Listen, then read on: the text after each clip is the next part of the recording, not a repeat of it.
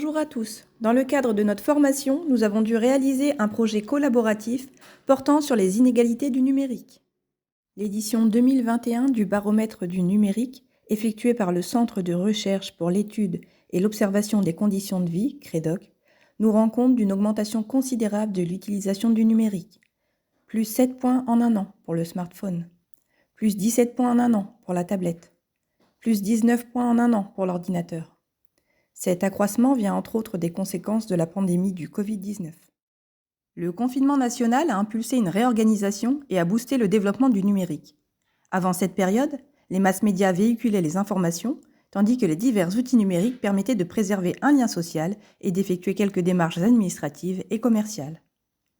Cette réorganisation impromptue a notamment étendu le déploiement de la visioconférence, mis en avant le télétravail et accentué les achats en ligne et les e-réservations. Ces avancées numériques sont cependant vectrices d'inégalités. Pour commencer, posons-nous les bonnes questions. D'après toi, c'est quoi une inégalité? Je dirais que c'est quand certaines personnes ont des trucs que d'autres n'ont pas. D'accord, et ça marche pour n'importe quel truc? Comment ça? Les maisons, les bagnoles, les iPhone 18. Ok, alors laisse-moi te poser une question. Est-ce que t'as un chien? Non, j'ai un chat. Moi, j'ai un chien. Du coup, entre nous deux, il y a une inégalité? Non, chacun ses goûts. Donc, si j'ai une maison et toi un studio, il y a une inégalité, mais si j'ai un chien et toi un chat, il n'y a pas d'inégalité. C'est quoi la différence entre les deux? Vivre dans une grande maison, c'est quand même plus sympa que dans un studio de 9 mètres carrés. Alors que chien ou chat, ça dépend des gens. Ok, donc en gros, ce que tu es en train de me dire, c'est que quand on parle de logement, on peut classer les choses. Une maison, c'est mieux qu'un studio. Mais quand on parle d'animaux de compagnie, on peut pas faire ça. Un chien, c'est pas mieux qu'un chat. Voilà, c'est ça. Il y a des inégalités quand on peut classer les choses. Et il n'y a pas que les biens matériels qu'on peut classer. Il y a aussi la santé, l'éducation, les loisirs. Comment tu classes les loisirs? Genre, bouquiner, c'est mieux que jouer aux jeux vidéo, par exemple? Non mais sérieux, tu vas pas me sortir ce truc de vieux réac. T'as raison, c'est pas toujours aussi simple et on pourrait en débattre pendant longtemps. Mais pour aujourd'hui, retiens juste que toutes les catégories dans lesquelles on peut classer, on les appelle des domaines d'inégalité. Et les identifier, c'est déjà la première moitié du boulot. Et c'est quoi l'autre moitié? Une fois qu'on sait sur quoi portent les inégalités, il faut se demander qui elles concernent, quelle catégorie de population. Est-ce qu'il y a des inégalités entre les femmes et les hommes, entre les jeunes et les vieux, les ouvriers et les cadres? En fait, tout ça peut se représenter sous la forme d'un tableau. En ligne, les domaines d'inégalité, qui indiquent de quoi on parle, et en colonne, les catégories de population, qui indiquent de qui on parle.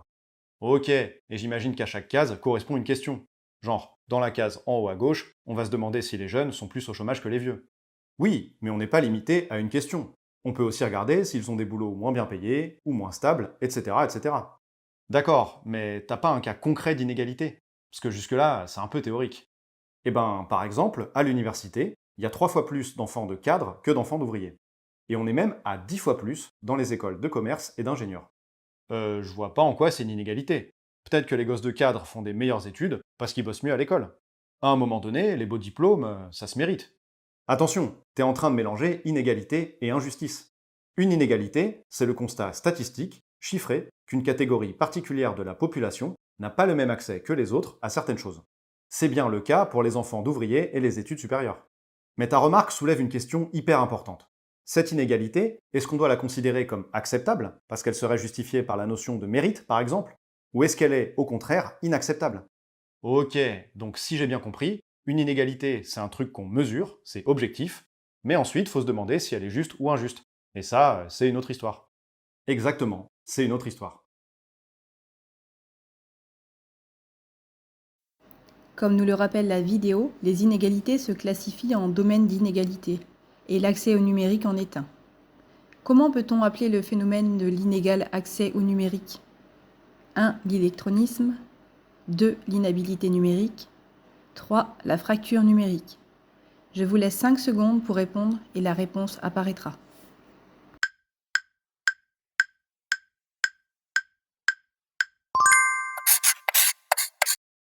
La fracture numérique peut se définir comme une inégalité d'accès aux technologies informatiques.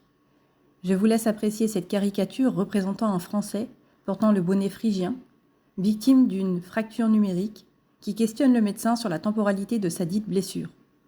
et le médecin qui lui signale que l'ère numérique n'est pas prête de s'arrêter. Il existe 2 niveaux de fracture numérique. Oui ou non? Je vous laisse 5 secondes pour répondre et la réponse apparaîtra.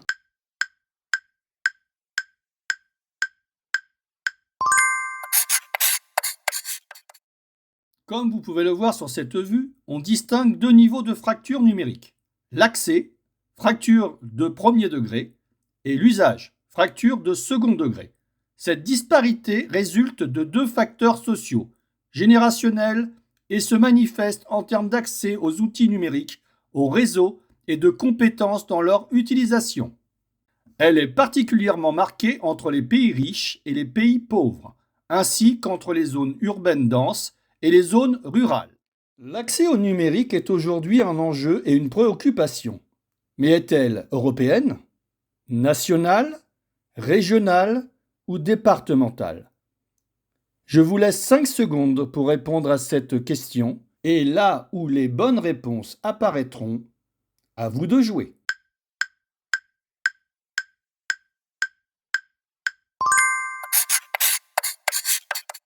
En France métropolitaine, selon l'INSEE en 2023, 15% de la population adulte âgée de 15 ans ou plus est en situation d'illectronisme. L'illectronisme, également appelé illettrisme numérique. Il caractérise la situation d'un adulte ne maîtrisant pas suffisamment les usages des outils numériques usuels pour accéder aux informations, les traiter et agir en autonomie dans la vie courante. Les populations les plus touchées sont donc les personnes âgées, mais aussi ceux qui sont les moins diplômés. L'illectronisme est un néologisme qui renvoie à la fracture numérique, laquelle concerne près d'un quart des Français. Ce que nous pouvons voir sur cette vue est que la fracture numérique en 2006 était particulièrement marquée entre les pays développés et ceux en voie de développement. Elle se caractérisait par des inégalités d'accès aux technologies informatiques, notamment à Internet. L'Afrique accusait un retard significatif et le dernier pays à être connecté était l'Érythrée en novembre 2000. Le coût élevé pour la mise en place d'infrastructures Internet limitait l'accès dans de nombreux pays africains. La fracture numérique persiste, touchant près d'un tiers de la population mondiale qui n'a toujours pas accès à Internet. Sur cette vue, une question vous est posée. Quels sont les principaux facteurs d'exclusion numérique? Les facteurs sociaux? Les facteurs territoriaux? Les facteurs générationnels? Les facteurs biologiques? Je vais vous laisser 5 secondes pour répondre à cette question et après apparaîtra la ou les bonnes réponses. À vous de jouer.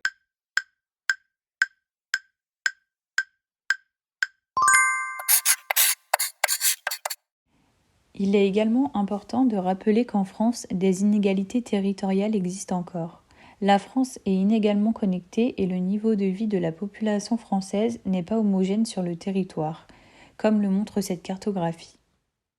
Le développement du numérique amène certains changements qui engendrent quelques conséquences sur les démarches administratives, la santé, l'emploi ou les relations sociales.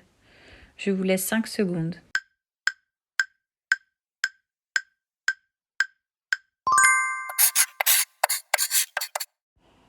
Plus précisément, quels éléments ont un impact direct sur l'accès au numérique? La classe, rang social, le niveau d'instruction, le lieu de résidence, l'âge, le genre ou l'engagement politique. Je vous laisse 5 secondes.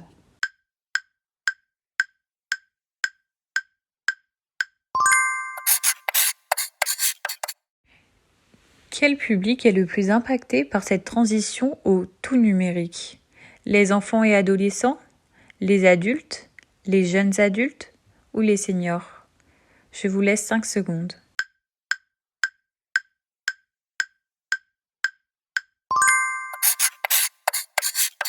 Il est également important de préciser que la facture numérique peut être liée à l'âge.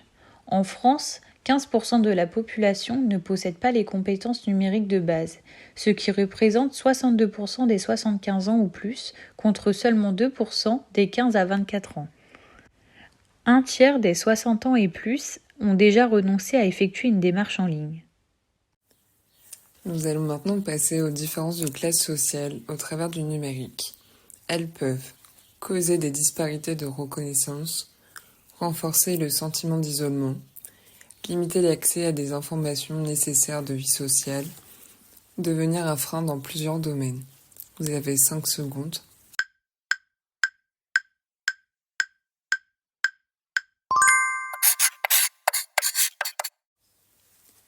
D'après la source CSA, 19% des Français sont dits abandonnistes. Ce terme désigne les personnes ayant renoncé à effectuer une démarche car nécessité d'utiliser Internet. Ces Français renoncent pour 55% d'entre eux aux achats ou aux démarches liées aux loisirs, 39% pour les démarches administratives, 10% en ce qui concerne les relations, qu'elles soient familiales ou amicales, 6% pour les recherches d'informations et enfin 3% pour les recherches d'emploi. La question qui se pose, est-ce que l'exclusion numérique est-elle une nouvelle forme de solitude ?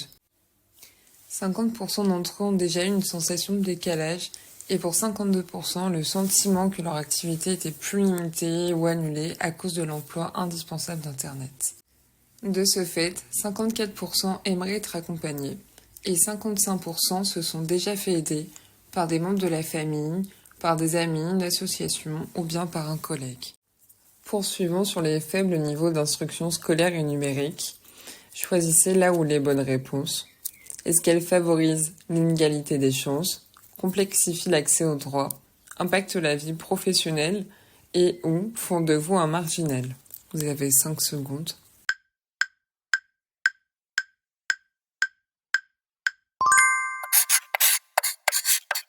Et nous attirons votre attention sur la réponse font de vous un marginal parce que aujourd'hui, l'ère numérique devient banalisée et devient aussi une nouvelle norme sociétale.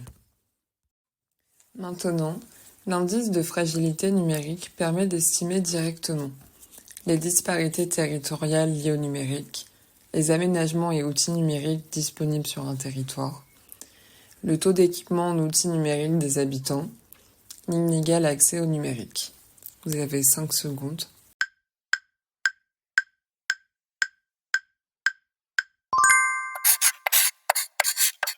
Dans la question, il y avait le terme directement. Donc l'indice de fragilité numérique permet d'estimer directement les disparités territoriales liées au numérique et l'inégal accès au numérique. Et indirectement, de mesurer les aménagements et outils numériques disponibles sur un territoire et d'apprécier le taux d'équipement en outils numériques des habitants.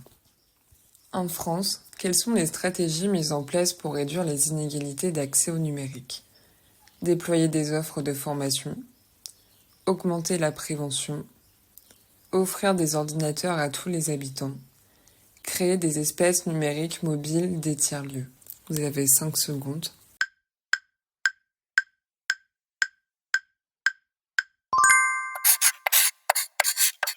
Toutes les réponses étaient bonnes sauf la numéro 3, offrir des ordinateurs à tous les habitants, malgré le fait que l'éducation nationale essaie au maximum de favoriser l'égalité des chances en équipant en outils et en support numérique les enfants scolarisés. Grâce à nos capacités d'écoute, de communication, d'empathie et de technicité, nos futurs métiers d'éducateurs spécialisés et d'assistants de services sociaux nous permettront d'aider à réduire ces inégalités liées au numérique. Ces aides ponctuelles, apportées ici et là, nous mettront parfois dans des postures délicates. C'est pourquoi, afin de légiférer ces accompagnements, l'État déploie des contrats d'aidants au numérique. Mais en attendant, soyons des super travailleurs sociaux, afin de permettre l'égalité des droits et des chances. Ce travail collaboratif vous a été présenté par Léa Berman, Morgane Storm, ES25, et Jean-Pierre Pinto-Zaranza et Philippe Arodret, AS25. Merci pour votre attention, place aux échanges.